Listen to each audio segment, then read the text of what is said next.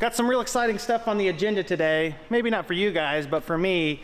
My sister and I picked up a couple hundred acres to farm for this next season. And we'll be taking our gator out, the RTK dome on, and mapping a couple fields, getting a few lines set up.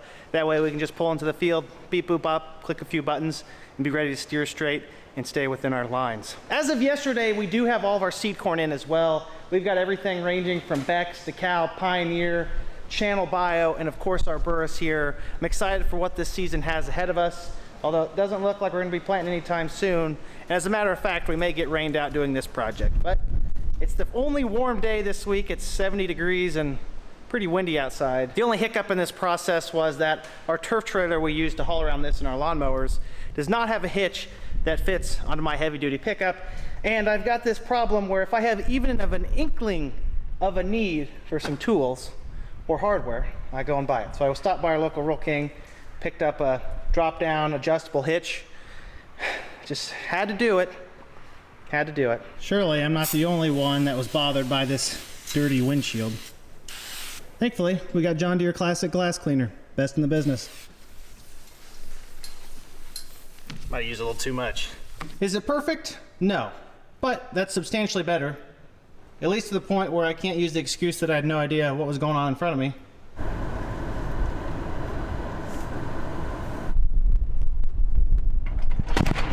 Oh yeah, before I forget to mention, have you noticed the new aTrippyFarmer patriotic logo hat? Available on farmfocus.com. Link right here in the description. Go check it out. Or our more classic and modest green. Since there is a pretty tremendous chance of rain, and this high dollar screen is not waterproof, or at least not to a degree that I'm comfortable with, I'm gonna put this in the truck for transport, and I don't want it falling out. Okay. Who forgot to turn off the GPS? Rookie mistake. Fortunately, I have this Noco Boost Pro. I keep this in my pickup truck. If you do not have one of these in your everyday vehicles, your significant others, your family members, you're really missing out on something that can save your butt a lot of times. This is a jumper that does not require another car. You hook it up to a battery, and I believe this one's actually capable of starting up to a 9-liter engine. So one of our front wheel assist tractors with an S670 combine, this has got enough cold cranking amps to turn that over, get it going. I also believe that they're available at your local John Deere dealership if you just ask. Pretty simple stuff.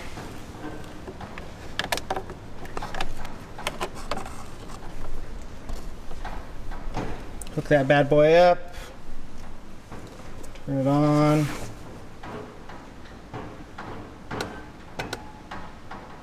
It's charging. By no means am I saying that you're going to die without this thing, but it really is some cheap insurance and peace of mind to put in a vehicle. Very convenient, not expensive. Check them out at your John Deere dealership. It kind of looks like rain out to the west, but it's also looked like that all morning. So I don't really know if I should chance it. Man, that's a close one. When in Rome, right?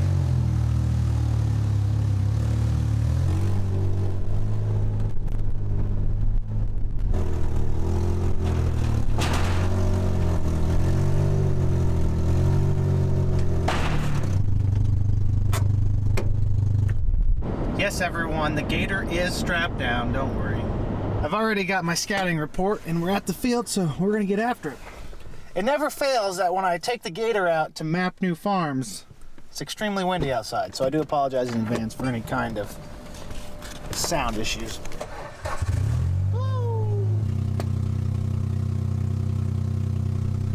Last time I did this, I didn't have a mount for my 2630 display, so I had to sit in my seat in between points, but now I can just tap the buttons here. Very excited about this upgrade. It's the little things in life. First order of business is calibrating the TCM or the terrain compensation module on our RTK receiver. All that hardware does is adjust for the angle where you're at. That way, if you're sitting at this angle, it knows the point needs to be here versus there. Not super important for what we're doing, but it's not going to run without being calibrated. Calibrate on fixed point. It's going to calibrate, and I'm going to zip around the other way, line up that same axle. I'm using my front axle of my truck as guidance. We should be good to go. It'd be a beautiful day if it wasn't so windy. I sound like a stereotypical farmer. I've got a complaint for about everything. Calibrate. All right, we're ready to rock and roll. I've already got a jump start on the process and got my first line started here on the north side. Came up about 100 yards, noticed a tile hole right here. It's extremely helpful for you, your operators, and your landowner to know where your tile holes are, because it looks like they've been farming around it, and I know it's not much, but you really hate to leave a spot like this that could easily be farmed if they just fix the tile hole. I don't want to say it's neglected because I don't think that's a fair statement, but it just needs fixed. This is not going over well right now. So while I'm out here setting up my RTK lines in this beautiful weather, I'm accomplishing a few different things. As I showed you just a second ago, I was noting a tile hole out in the field, but overall I'm trying to evaluate where the wet spots are, things that need some work, and I'm also looking at the shape of the tile or what kind of conditions it's in. I've already checked a few of these inlets. There's probably 6 or 7 surface inlets, and 2 of them are completely packed full of dirt, which is not a good sign, something that will have to be addressed pretty soon in the future. It may not get done for this crop year, but within the next couple years, if not by next season, it needs fixed because that's costing you money. I'm about to show you a prime example of why you really want to keep an eye on these things, make sure everything's squared away, and really why these RTK lines along the ends of your field make a big difference. If I told you, just shooting from the hip, 3 different parcels meet right here. Well, you're going to assume based on the way it's farmed that it's somewhere in this area, because we got rows going that way, we got a wide gap there, and what looks like a point row through there where they possibly split it. But you would be wrong, because here is the property line. That's an actual survey stake, an official property line. You need to get a fence post here to mark that. And it's not anyone's fault, but I would say that the neighbor's been farming 6 rows of this former guy's field. That just happens over time. That's why I'm incorporating these RTK lines, because I want to be able to pull up into these blind rows, hit a button, center my line, and go.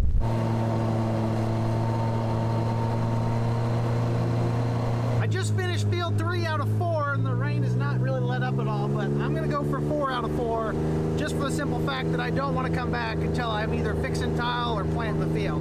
This field right here, we're not entirely sure on the acres. There's going to be some sectioning off, so I'm going to map a boundary. I'm using the dome up front as my guiding point. I'm setting the outside of the field, and this should give us a pretty good idea of how many acres are in this field. This is how much we've got mapped so far, 17 acres. This is the area in question though. The person who bought this farm is going to section it off, sell this off to the person who owns the woods over here. That way they can have more woods. I'm not going to be able to guess on that. So what I'll do here is pause my mapping. Then I can just drive to the other side. It will remember my last point here. Oh, actually, now I paused it. Sorry. It will remember my last point here, and then I can get lined up where it's going to be sectioned off. All I got to do, resume it. There it goes, draws the rest. We got that. Now I just got to do this last little jog around here, and we'll know how many acres are here to farm. 29.72 acres is what we came up with. That's not exactly gospel because I didn't do an extremely nitpicky job, but it does give us an idea. It's essentially going to be 30 or 31 acres, maybe 32. All right, I just finished up the last field. I didn't really get a good chance to kind of evaluate the field itself. I just did my AB lines. It's raining even harder now. I need to get this stuff out of the water. Mainly my camera, myself, and the 2630 display.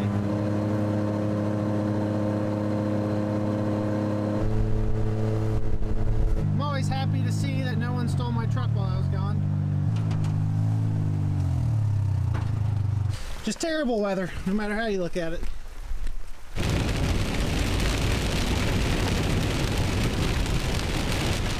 Lovely.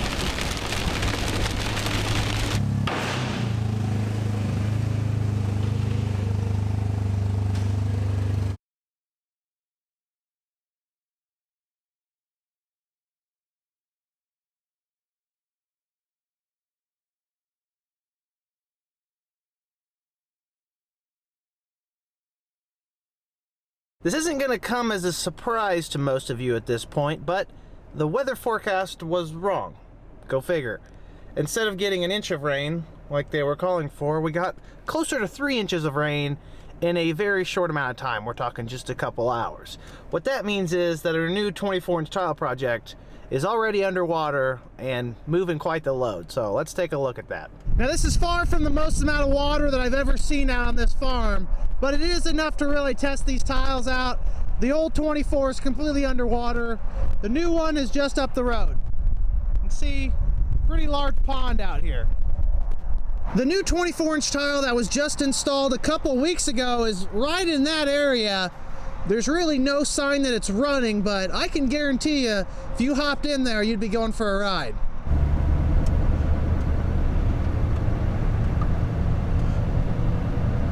I stopped in here last night before the sun had set and also before the grate of the new tile had been completely overwhelmed with water, and the vortex that was pulling down was pretty impressive.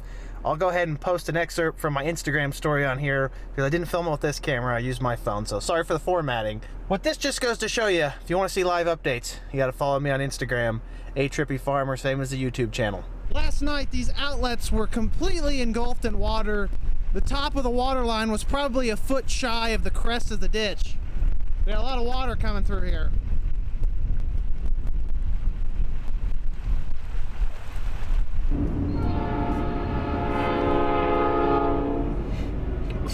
Kind of a lonely train.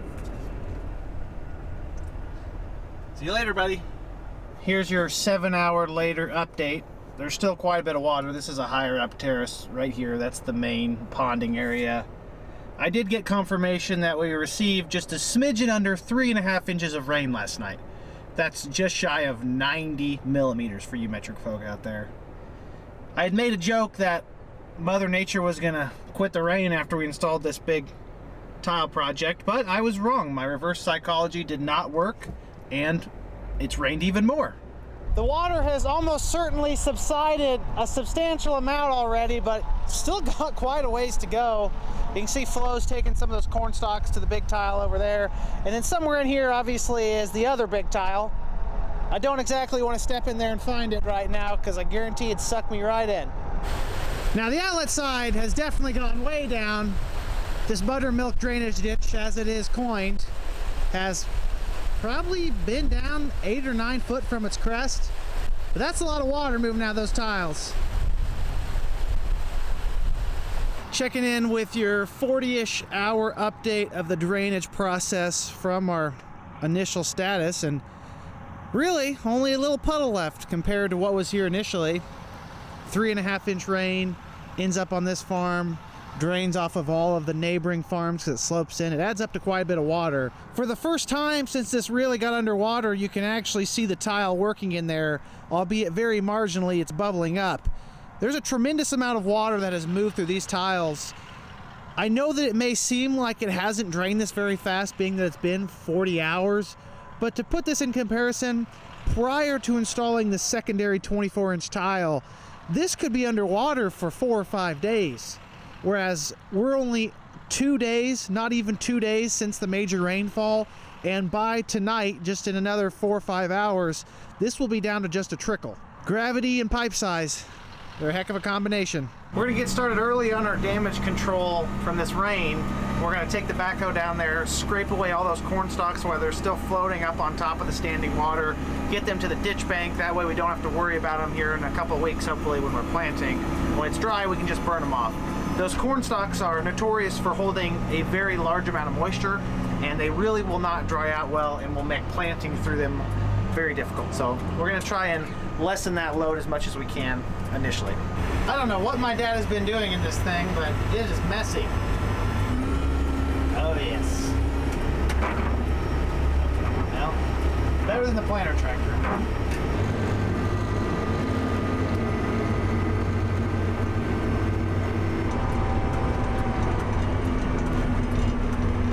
This one is almost completely engulfed in corn stalks that have made their way up with the water.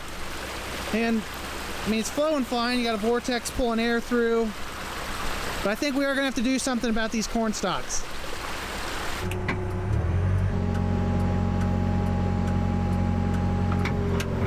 Put this thing. Yep. I do. This is kind of like the crane game, but less fun.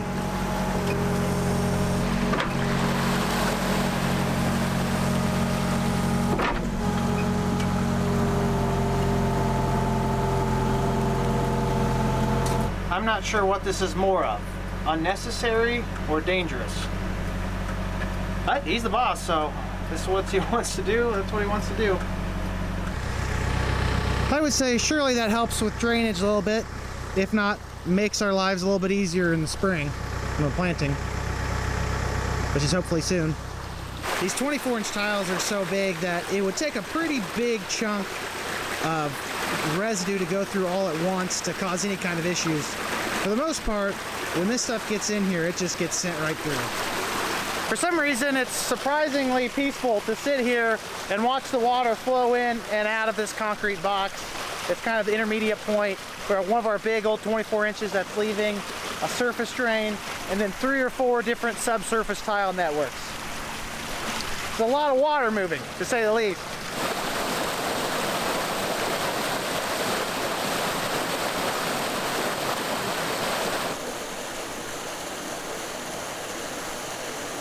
It has been about 56 hours since the initial rainfall, 3.5 inches as I mentioned, and there's really not much water left.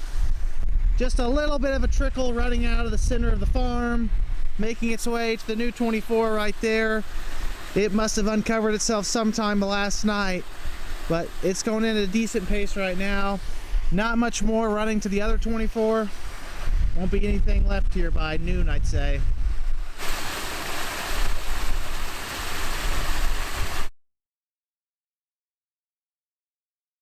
It may still be a little wet, but we are back in action. Until it rains again, probably in the next hour. It does appear to be a little bit heavy on top. Not near as much debris as there was about 4 months ago. Let's get to it. This ram mount may be the nicest upgrade I've made on anything this year. Who got this all dirty?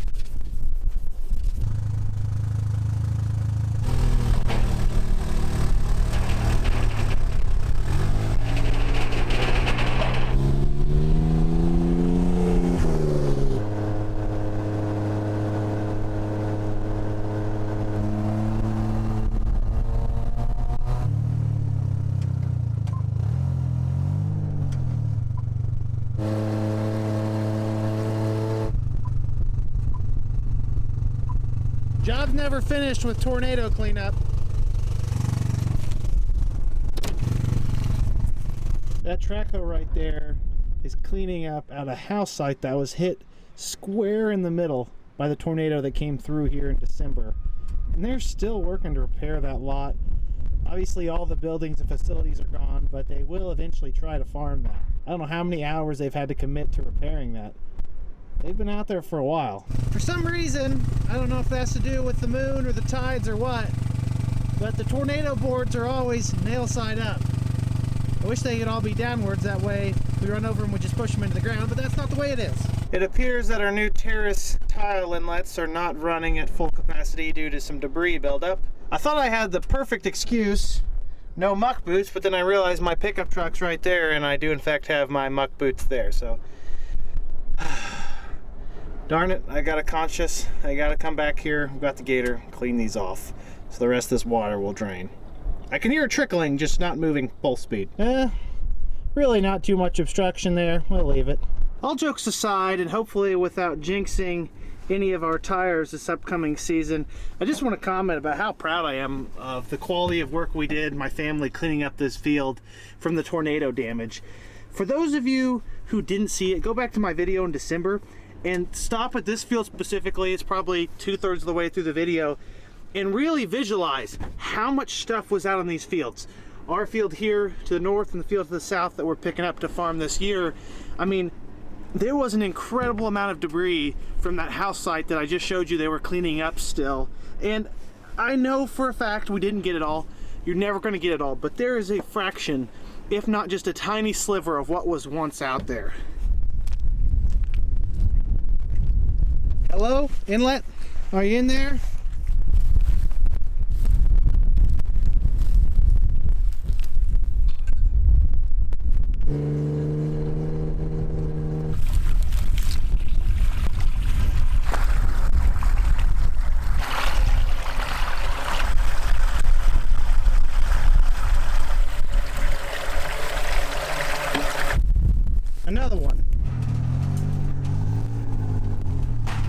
next and last new field that we've got to check out for the year is basically smack dab in the middle of Mattoon.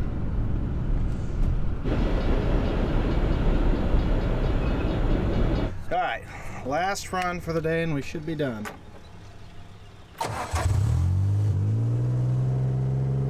Of all of the farms we picked up this off season for this next planting season, I would say that this one here right in Mattoon probably has the most room for improvement. Now, Mattoon was arguably built on some of the best farm ground in the world, dark, rich, swampy farm ground that really can produce some pretty significant yields when it's drained. But you can see what happens when it's not drained. You get all sorts of ponding. A little elbow grease and a little bit of money can turn a farm from a moderate one to a pristine one. I don't enjoy being this close to the city though, because there's a lot of trash in this field from the neighbors.